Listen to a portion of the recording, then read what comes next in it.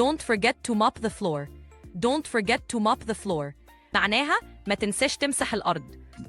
Don't يعني لا للنهي، forget يعني تنسى، to mop يعني تمسح، the floor يعني الأرض، يعني الجملة بتفكر الشخص إنه ما ينساش يمسح الأرض. البدايل الأول remember to mop the floor.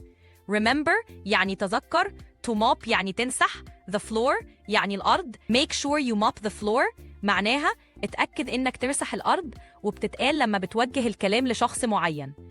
الفرق بين mop و wipe هو في طريقة التنظيف.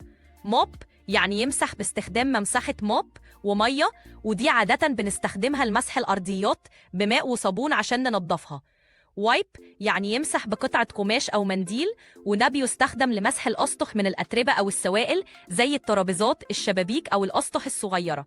يعني موب للأرضيات ووايب للأسطح والأشياء الصغيرة.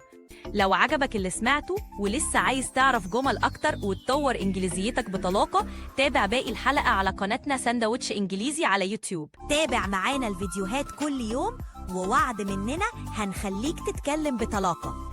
جرب وشوف بنفسك، وما تنساش تعمل لايك وسبسكرايب عشان يوصلك كل جديد.